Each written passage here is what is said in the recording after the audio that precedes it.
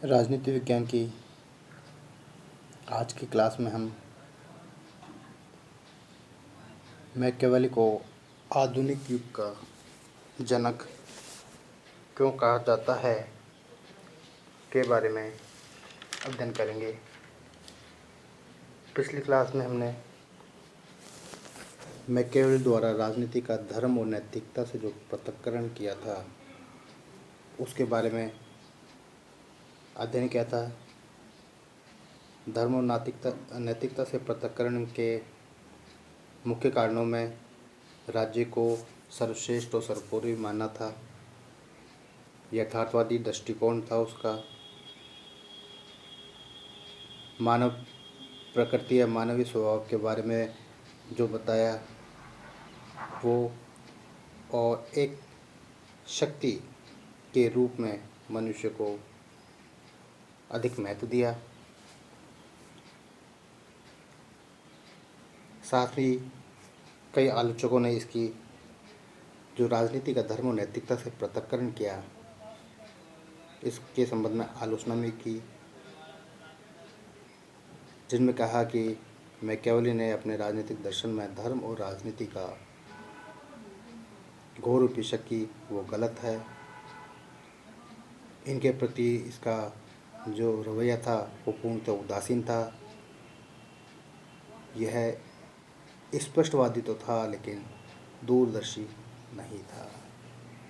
इस प्रकार हमने धर्म और राजनीतिकता से पृथक्करण के बारे में अध्ययन किया। आज हम आधुनिक युग का जनक क्यों कहा जाता है के बारे में जानने का प्रयास करेंगे। जैसे कि हम जानते हैं कि मैकियावेली को पुनर्जागरण का शिशु कहा जाता है, या ये कहें कि पुनर्जागरण आधुनिकता का प्रारंभ है। आधुनिक युग का जनक होने का जो कारण है वो आधुनिक युग की जो शुरुआत होती है वो मैकियावेली से होती है। इस युग के प्रारंभ होने के साथ साथ ही यहाँ पर या यहाँ से मध्य युग का अंत भी होता है। कहने का तात्पर्य है कि मध्य युग का अंत होता है और आधुनिक युग का जन्म होता है, जो कि इसके समय की ही है। इस कारण से इसे आधुनिक युग का जनक कहा जाता है। मध्य युग था, उसकी 3 प्रमुख सामान्य विशेषताएं थी, जिनमें सामंतवाद, पोपतंत्र और पवित्र रोमन साम्राज्य था। मैकियावेली धार्मिक आधार पर राजनीतिक साम्राज्य का विरोध करता था। वह विश्व जो साम्राज्य था उसकी कल्पना नहीं करता है। वह केवल इटली को एक राष्ट्रीय राज्य के रूप में विकसित होते हुए देखना चाहता था। कहने का मतलब है उसका जो विचार है, उसका जो दृष्टिकोण है, केवल उस एरिया तक ही या उसके राज्य तक ही सीमित था। दिव्य कानून में उसकी किसी भी प्रकार की कोई आस्था नहीं थी। वह केवल जो संप्रभु था राजा, उसकी आज्ञा को ही मानने वाला, या कहें उसके जो आदेश हैं, जो उसकी आज्ञा है, उसी को ही सर्वश्रेष्ठ कानून मानता है। अब किन आधारों पर हम आधुनिक युग का जनक कहा जा सकता है, तो हम निम्न बिंदुओं में इस बारे में समझने का प्रयास करेंगे, जिसमें पहला बिंदु आता है राष्ट्रीय राज्य का संदेश वाहक।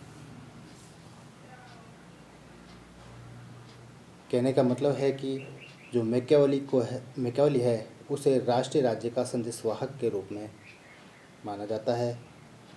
मैकियावेली ही एक ऐसा पहला विचारक था जिसने इस लक्षण की विवेचना और विश्लेषण की, किसकी? राष्ट्रीय राज्य की, तथा इस राजनीतिक सावयव की धारणा को उत्पन्न करने का प्रयास किया। आधुनिक युग के जो विचारक थे, उन्होंने मैकियावेली के राष्ट्रीय राज्य की जो कल्पना की, आधुनिक युग के जो प्रत्येक विचारक थे उन्होंने इस प्रकार की कल्पना की और इस कल्पना का प्रतिपादन भी किया, जिसका सबसे अच्छा उदाहरण हम उनकी पुस्तक द प्रिंस में देख सकते हैं।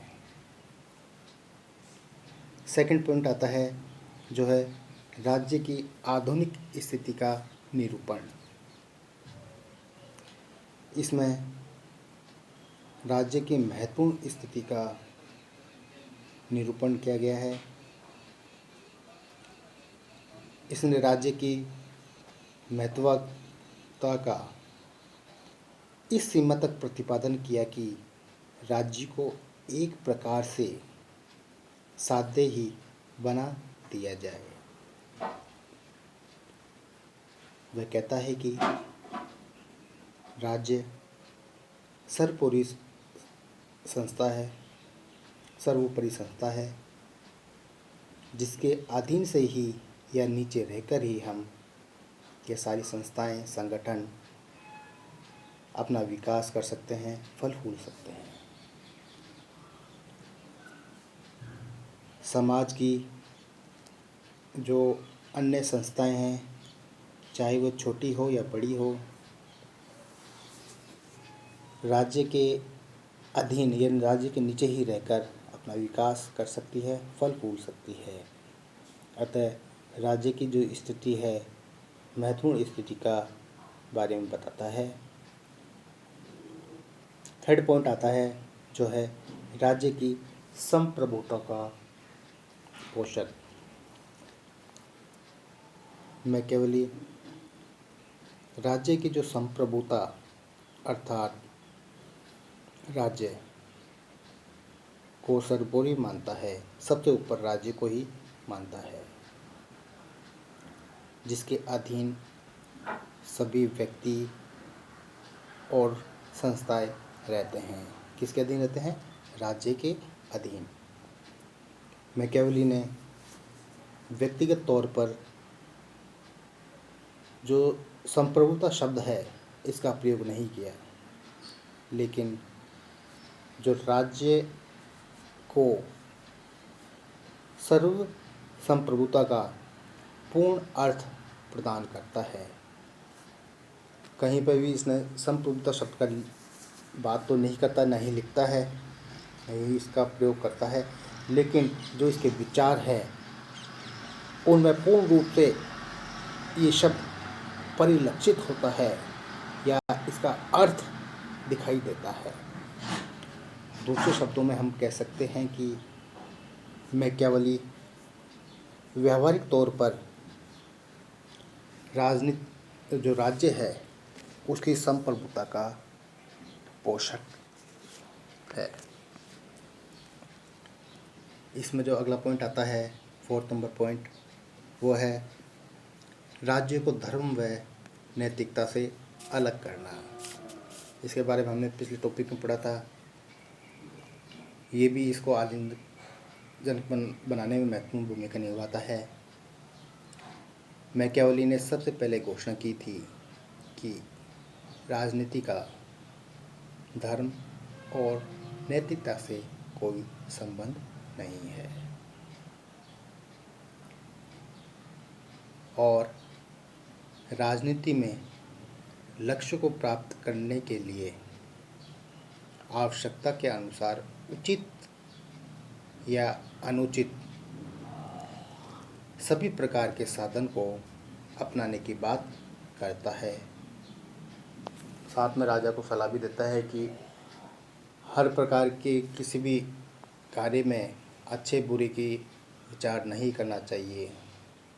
उसे मौकापरस्त होना चाहिए, अवसरवादी होना चाहिए। अगला जो पॉइंट आता है, शक्तिवादी राजनीति के प्रणेता। यहाँ पर भी मैकियावेली शक्ति को ज़्यादा महत्व देता है और कहता है कि जो शक्ति है, शक्ति का औचित्य स्वयं शक्ति है। वर्तमान समय की राजनीति में जिस राजनीति और कूटनीतिक हम दावपेच छल कपट देखते हैं, वो इसी का प्रयोग करते हैं। मैकियावेली औपचारिक और स्पष्ट रूप से इन जो साधन है, इनके प्रयोग का समर्थन करने की बात करता है। अगला पॉइंट 6 नंबर पॉइंट आता है, जो है शक्ति का समर्थक, शक्तिवाद का समर्थक। मैकियावेली का कहना था कि जनता का जो धन है